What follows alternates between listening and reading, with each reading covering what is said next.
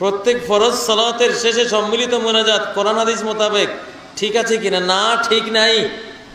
ফরজ সালাতের পরে কোনো মুনাজাত সম্মিলিতভাবে আল্লাহ নবী জীবনে একদিনও করেন নাই, কোন সাহাবীরা করেন নাই, খোলাফায়ে রাশিদিন করেন নাই, আইম্মায়ে মুজতাহিদিন করেন নাই, ইমাম বুখারী, মুসলিম, নাসাঈ, আবু দাউদ, ইবনে মাজাহ, আলবানীরা করেন নাই, কেউই করেন নাই। তা আপনারা করবেন কেন? এটা নাই। হ্যাঁ, পার্সোনাল একা কেউ সালাত পড়ে 2 রাকাত 4 রাকাত পড়লে নিজে নিজে হাত তুলতে পারে। নবী সাল্লাল্লাহু আলাইহি সাল্লাম থেকে 40টি এমন হাদিস আছে যে তিনি 2-4 রাকাত নফল পড়ে একা নিজে হাত তুলেছেন, একা।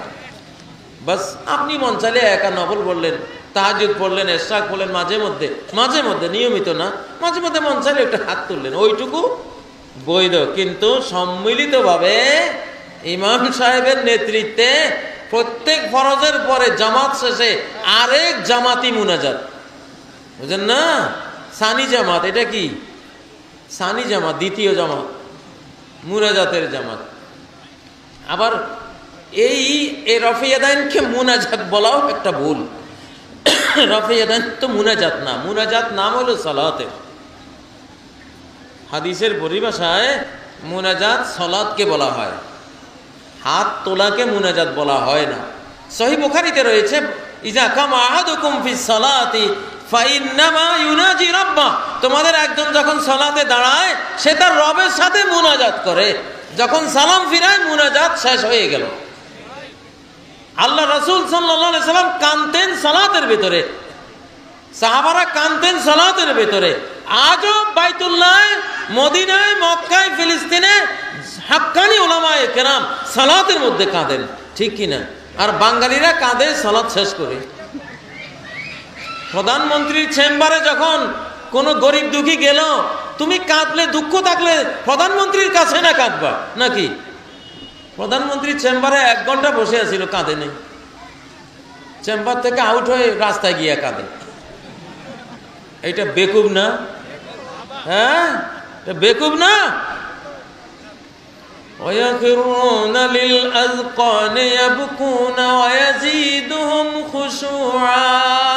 সূরা বনী ইসরাঈল আল্লাহ বলেন, ওরা সিজদাবনত হয়ে যায়, আল্লাহর আয়াত পড়ে কাঁদতে কাঁদতে সিজদায় পড়ে যায়। আল্লাহু আকবার। ইমামের উচিত, মুক্তাদির উচিত কাঁদতে কাঁদতে সিজদায় পড়া, সালাতের ভিতরে কান্না করো, আল্লাহ তাআলা কবুল করবেন।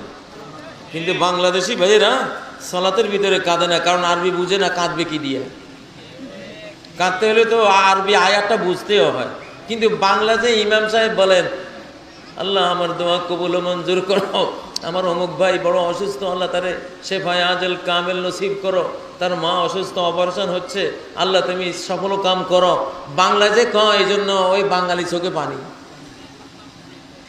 কিন্তু এর চেয়েও কত ঢের সুন্দর দোয়া সালাতের মধ্যে সে শুনতেছে, ইমাম পড়তেছে, বেচারা বুঝেও না, কাঁদেও না। তো দোষ কি দোয়ার, দোষ কি সালাতের, না দোষ আমাদের? আমাদের। অতএব প্রিয় ভাইয়েরা, সালাত বুঝুন, আরবি বুঝুন, ইনশাআল্লাহ সালাতের মধ্যেই কান্না আসবে, দোয়া সেখানেই কবুল হবে।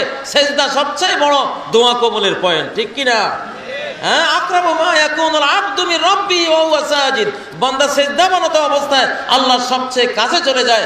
ফাকসিরু মিনাদ দুআই ফিহি, ওই সিজদায় বেশি বেশি দোয়া করো। ফাকামিনুন আন ইস্তাজাবা লাকুম, ওই দোয়াই কবুল হওয়ার সবচেয়ে বড় উপযুক্ত। কিন্তু বাঙালিরা আমরা যে বুঝি না, সেটা আমাদের দোষ, এই জন্য বেদাত করি। সালাত বুঝলে আর বেদাত করব না।